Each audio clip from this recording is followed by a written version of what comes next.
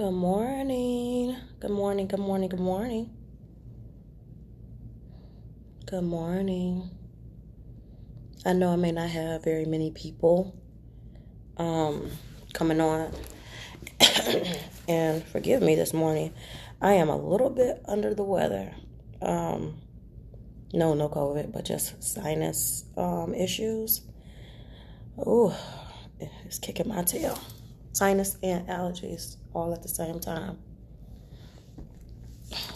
But good morning, good morning, good morning.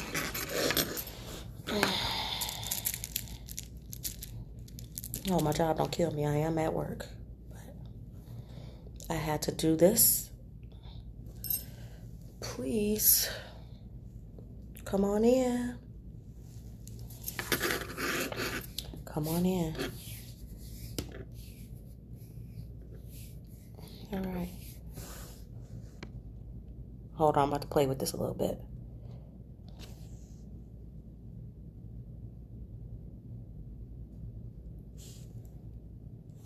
Okay. Still waiting for people to come in. And if not,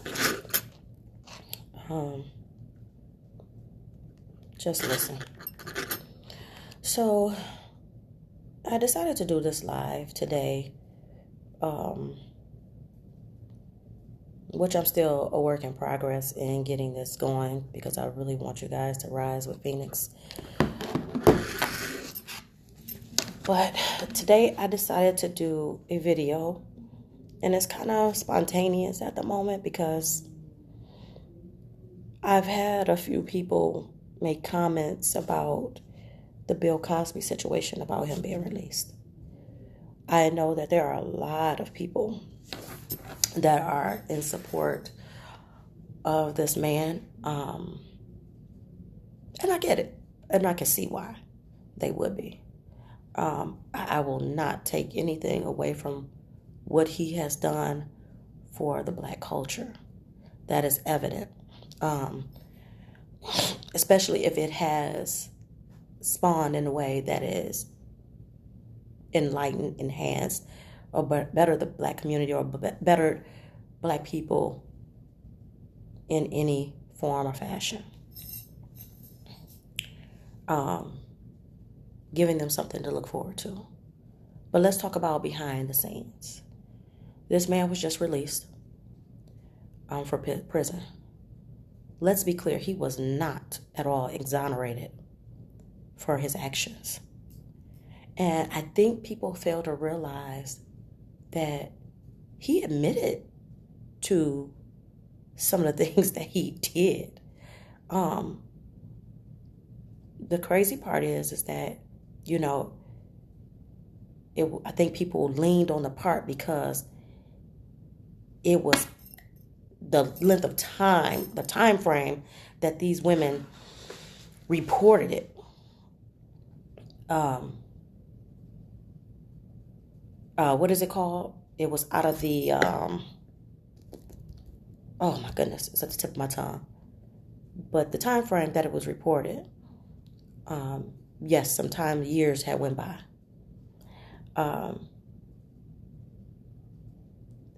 And I think people leaned on that. Like, why so long? Why so long? Why so long? They got to be lying. Why so long? From my perspective, because I am a sexual assault survivor,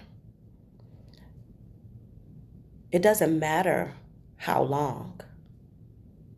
I was a child when I was sexually harmed. And it took me till I was 30 years old before I said anything, before I even sought out help for myself.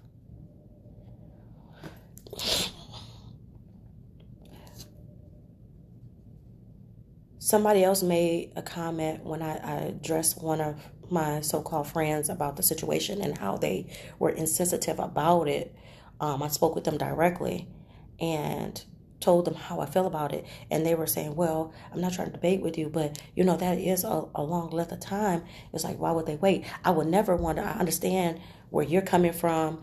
And, I would never want to be in that position of where my kids or I have ever been in that situation. No, you wouldn't. No, you would not. Because then, if you did, you would understand. But let's not look at it from a perspective of you ever being sexually harmed or a family member, relative being sexually harmed. Let's look at it from a perspective of just understanding a person dealing with something as that being something being taken away from them that was not given. And how society looks at people like that, or you don't even give them, don't believe them, don't have that support. Yes, we have a lot more support now. Thank God we have that support now. But we have families that have swept that under the rug and not believe children or not believe the loved one because they just couldn't fathom that a family member or close friend or boyfriend would ever do something like that to a person. Or society. You have to have proof. Now, I'm not speaking for women who do spiteful things or lie. This is not that. This is not about that at all. This is definitely about those women and children who have been sexually harmed by people that they trust, people that they value. And as people, I'm not going to say like you, but there are certain people who see Bill Cosby as this, put this man on a pedestal. Again, I get it. But he is not so far removed that he's not capable of doing something of that magnitude. If you are my friends, if you are my loved ones, I'm not going to say this part appropriately. I'm just going to flat out say it. Don't fucking say nothing to me about Bill Cosby, especially if you are in support. If you are in support, keep that shit to yourself. Keep it to your fucking self. And I'm saying this with love, but I'm saying it in a way that I need to say it. Because if you know my situation and you know I've been sexually harmed, then I'm going to question your sensitivity to what I've been through. Because yes, I am in support of these women that were harmed. I'm so in support of these women until that person is proven innocent. I don't care how long it took these women to say anything about what this man did. Remember, he definitely did admit to it. He admitted to it. And he was not exonerated by him giving out. He made a deal. I need everybody to do their homework. I need everybody to do their research. It's okay to sit back and try to analyze, really look at things and figure it out. That's fine. But don't jump to just take sides right away. Don't ever say that a woman or a child that said they've been sexually harmed and just say they're lying. I don't care if they're 50 years old and it happened to them when they were 20. Far too often, women and children don't come forward because of that, because of being judged, because of the shame, because of the guilt, because of the lack of support.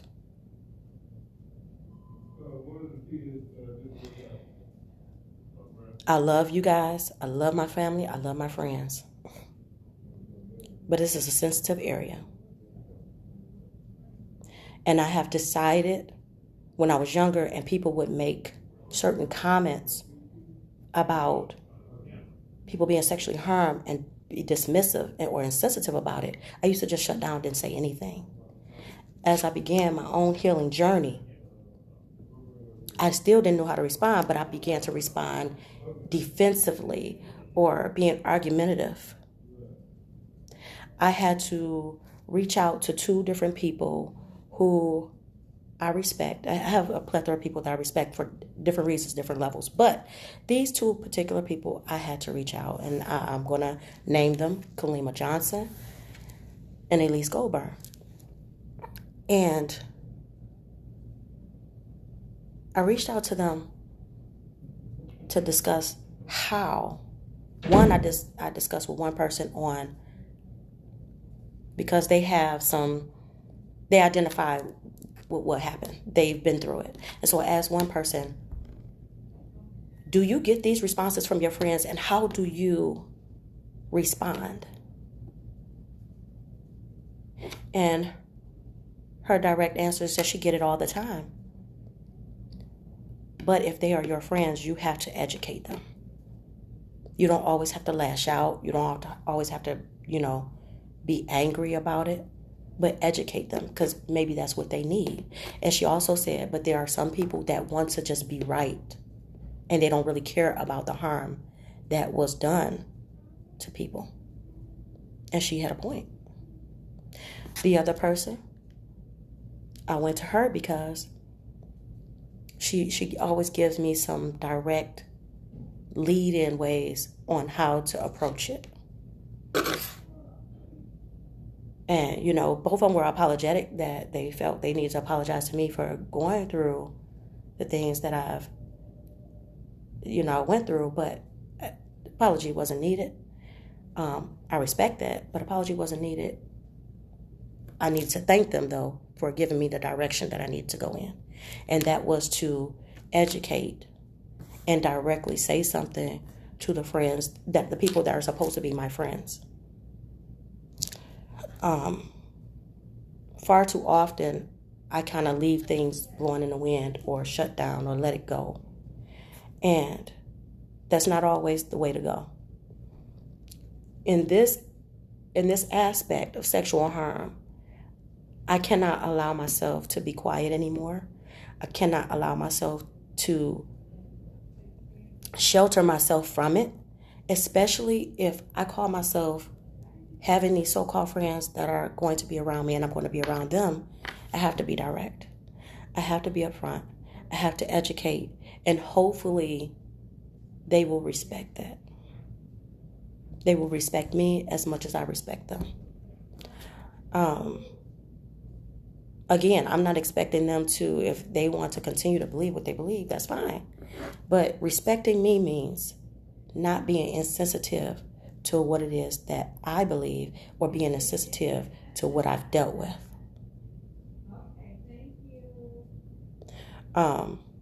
And my friends know exactly what I've dealt with. Hell, I wrote a whole book about my trauma. So if I hadn't told them directly,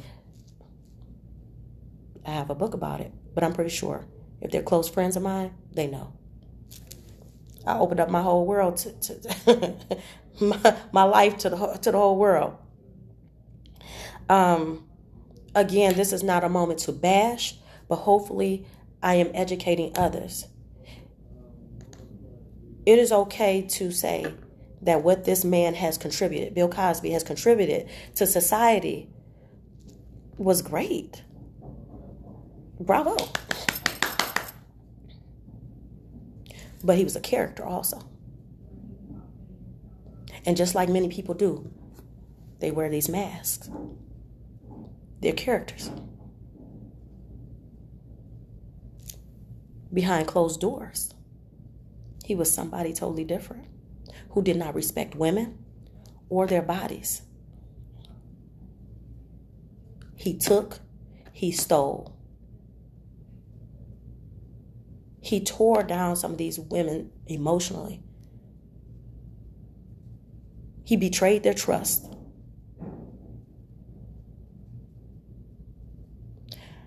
I will not stand by and allow my friends to tear me down emotionally. And I know, and I'm not saying at all that it was intentional. But if I don't say nothing, and if you've been through anything like that, and you don't say anything, then you're allowing them to tear you down even more. If they are truly your friends, educate them. If they are truly your friends, they may apologize. If they're truly your friends, they will respect you and what you've been through and not bring that to your doorstep as something that, as a joke, or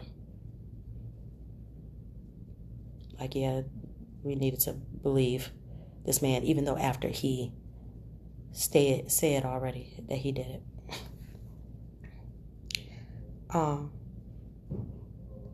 No matter what, ladies and gentlemen, I am here. If you want to talk about it, you want to speak about it, hit me up, DM me. I will respond. If you want to join the live right now, you are more than welcome to, before I close out. But yeah, I just really had to say something about this situation. I did not want it to continue. And